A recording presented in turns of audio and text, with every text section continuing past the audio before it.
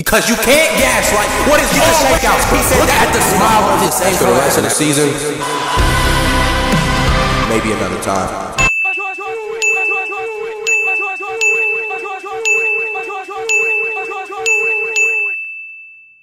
One eternity later.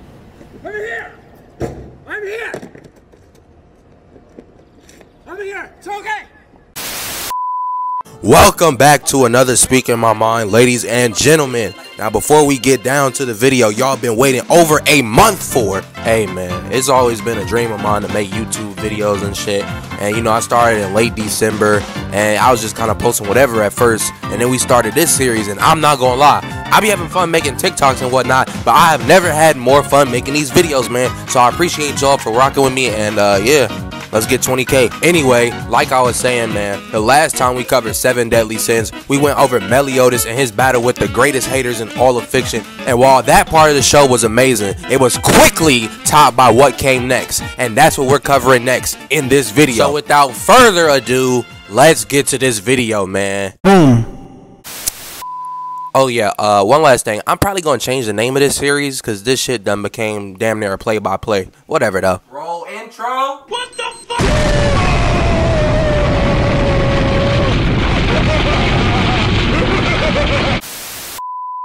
Alright, so we picking up exactly where we left off last time. Meliodas is dead. No, he's not. The 10 Commandments have taken a 3-1 lead over Britannia, and Team Leonis is quite literally in shambles. They had to split up and fight to their limits just to fold Grey and Red demons, bro. Well, everyone except one group, but we'll get to them in a few minutes. Anyway, Elizabeth and the captain of Scraps are still manning the Boarhat Tavern, which when you think about it, is completely ridiculous. Cause think about it, bro. 10 of the biggest menaces ever were just released into the world. Not only that, but they just folded humanity's best chance at defeating them, and you over here being a bartender. The world is ending, woman. You have healing powers. Go contribute. Oh wait, let me guess, cause you gotta tend to Meliodas. But all that does is bring forth my next question. So at this point in the show, Elizabeth hadn't regained her memories, had no idea her and Meliodas were cursed, right? Which means at that point, she thought he was dead, right? So then what is Meliodas doing in her bed? They said at the start of the episode it's been like a month. What type of shit is she into, bruh? So anyway, some random ass knight walks in the building, and oh wait, actually,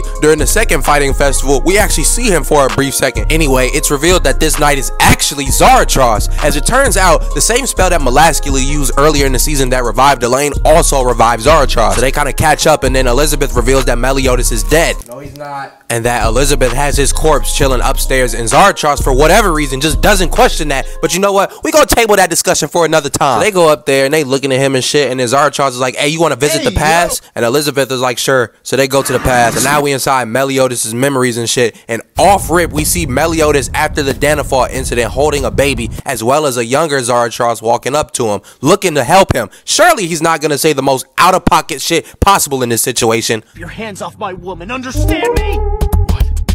Your woman? Bro, what? Hands off my woman? My woman? What the fuck is this nigga's problem? Why would he say something like that? Zaratros didn't even say nothing to warrant that response. All he said was you need to take a rest, which was an appropriate thing to say considering this nigga was just boxing. Bruh could have just said, nah, I'm good, I'm okay. But nope, he doubles down, slaps this nigga's hands away, and says that shit. And what's worse is that nobody questions it. Then we go to the next flashback, and the king of Leonis wants to adopt the baby. Meliodas agrees, but on the condition that he works as a knight. Now I want y'all to really think about this before we go to the next flashback, because I'm gonna come back to it. Why would Meliodas want to work as a holy knight, more specifically close to the royal family? Remember the question I just asked a second ago? Boom, here we go. This nigga did it just to keep an eye on Elizabeth. He was counting down the clock, and then Elizabeth just goes with it. Not only that, but she doubles down on the bullshit. I know he's coming back. Fuck out of here. He's dead. You were just looking at his saved data. How many times do I have to keep telling you, bro? He's not dead. Then we cut to Meliodas in purgatory. He's not dead. Shut the fuck up. Damn. Then we cut to Meliodas in Purgatory basically talking to the Demon King and shit. And the Demon King basically said, we up one, get your lick back. Oh wait, you can't cause you're in here, dead. And then Meliodas attacks him and that's that. Alright, time for some boxing. Like I said, the Commandments is up 3-1 looking to close out the series. And now we cut to all the side characters at the castle trying to defend the king. But they are being affected by Esterosa's commandment of love. Basically anybody who has hatred in their heart can attack him. Bond is just as confused as me, cause how could a nigga who prioritizes love hate on his own brother like that? Oh wait. Hey, not yet. My fault. But yeah, man, they have literally no way to defeat him. Nothing. They damn near forced to die. Oh, wait a second though. I forgot one thing. The sun's out.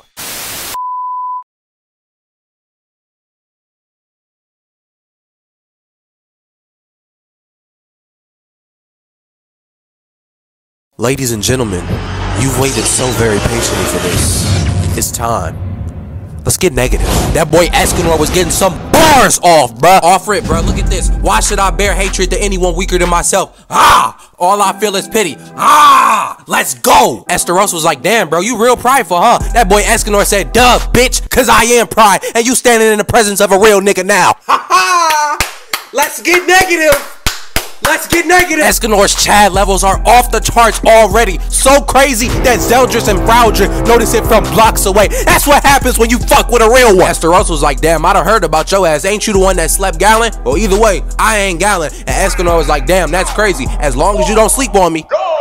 Hit that boy in his chinny chin chin. Escanor was perplexed, not even cause it caught him off guard though. That man was probably thinking like, damn, I told him not to sleep on me and he still did. Regardless though, Esterosa gives him another mean one all the way down the foundation of the building. Then he made him a temporary admin and forced him into creative mode, only to give him the Derrick Henry stiff arm of hell. Escanor is still disappointed that he slept on him. Esterosa all smug and shit, but Escanor was like, hey, what's that over there? Got your ass. Esterosa thought he blocked it, but Escanor was like, nah, bitch, everything I say and do holds weight. I don't see shit on the ground, so pick your head up, cause there's no air down there, bitch, and I'm dropping you in front of your niggas.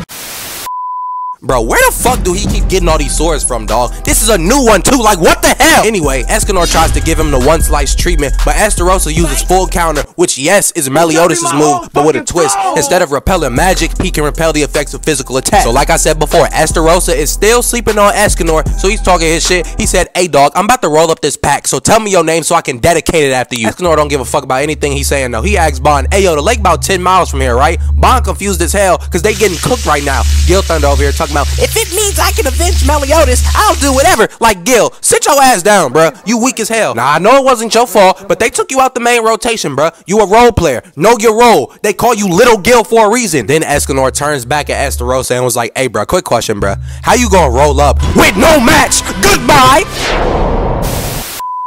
He's sent, bruh, from Haunted Hills to Loot Lake. And look at him, bro. He's literally riding the sun. Then he threw it at this nigga, sent him to the bottom of the lake, and was like, hey, hold up. Wait a second, little nigga. Let me turn up the brightness on your bitch ass. Evaporated the entire lake in 1 second. Bro got the lake looking like he just killed some titans, bruh. Wait, what? He survived? Bro got plot armor, and he's not even the main character, dog. Not gonna lie, he just did that shit from Fortnite. When you pump somebody in the head and they go for like 110 instead of 200. You're talking about, it's time I get serious. Like, bro, I know you asleep, but you ain't lock in after he had you on your knees like Lil Durk when the law came? I guess not though, cause he do look like he was about 5 seconds away from being medium rare. Escanor tries to go for the slice, but he forgets that he's fighting reverse Meliodas and ends up taking damage from his own attack. Now he got Escanor on the ropes, and it looks like he's about to close this one out for the demons. But just as he does that, Escanor evolves from his base Chad form to Giga Chad, and it was all over from there.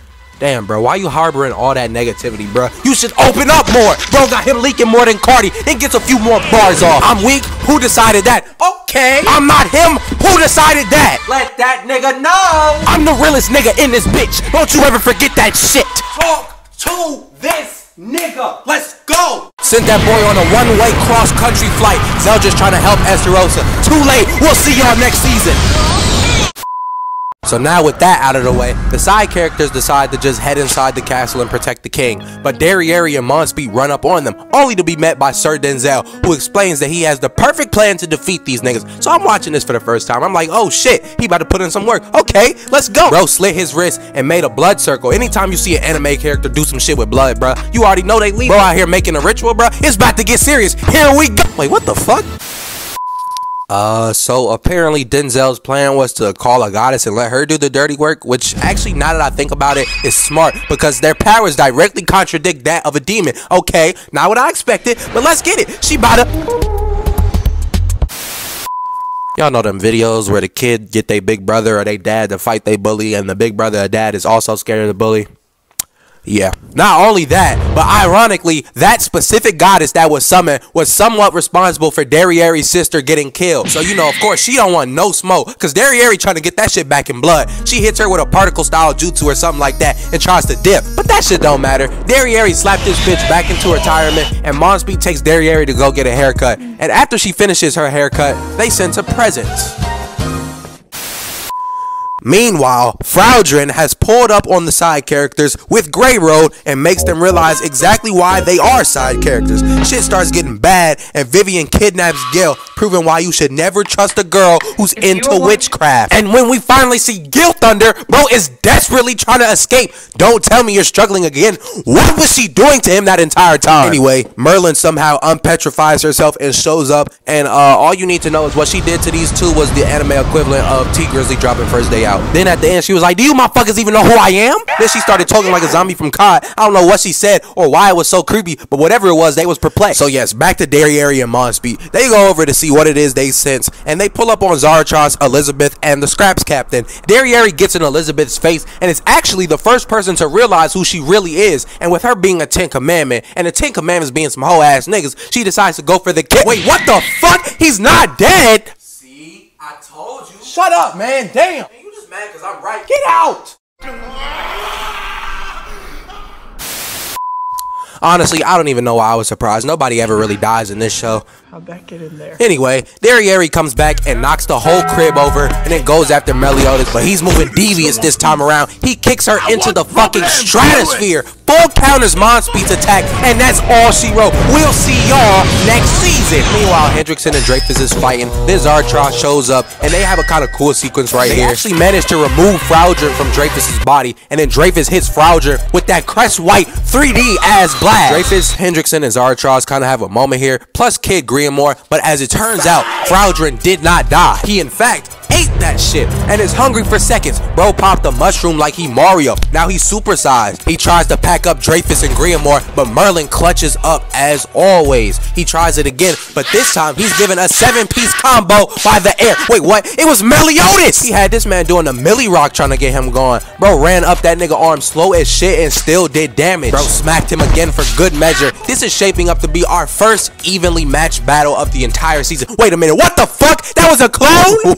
Frowdren was boxing at max potential with JV Meliodas, and man, Frowdren is popped. Hey, I told y'all he was moving devious now. He said nothing brings me more joy than seeing you scared. Let's go. This man Meliodas cooked Frowdren up something bad this fight, bro. Bro over here playing pinball on this man's body. This is what it feels like to drink McDonald's Sprite. Frowdren out here looking like Swiss cheese. Frowdren got more holes than the New York Giants. Got this nigga looking like a crop. Man, Meliodas legit knocked him out of super mode. Then Frowdren went on this whole dumbass rant about how the demons want Meliodas gone and shit. And Meliodas was like, I don't give a fuck, bro. Him bitch slapped him, bro. That boy Meliodas said, don't die yet. He's enjoying this, and so am I. And Frowdren was like, fuck all that, bro. Do you know who I am? And Meliodas was like, bro, calm down, bud. You're not him. And once he said that, Frowdren got mad and started rage quitting. Bro said, I may lose this fight, but you gonna lose a lot more. Dude activated Hall of Fame school threat mode, but Griamore goes and tries to trap the explosion. Got Dreyfus out here crying like a baby,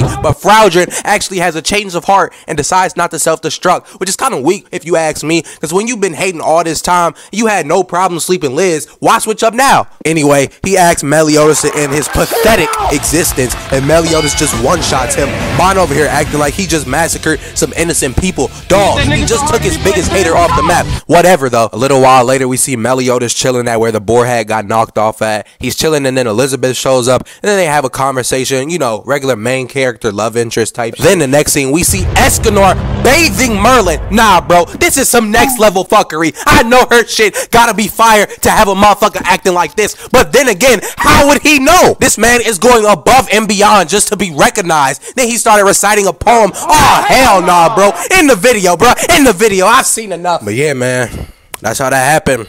Like, comment, and if you're new, subscribe, and I'll see y'all next time, man.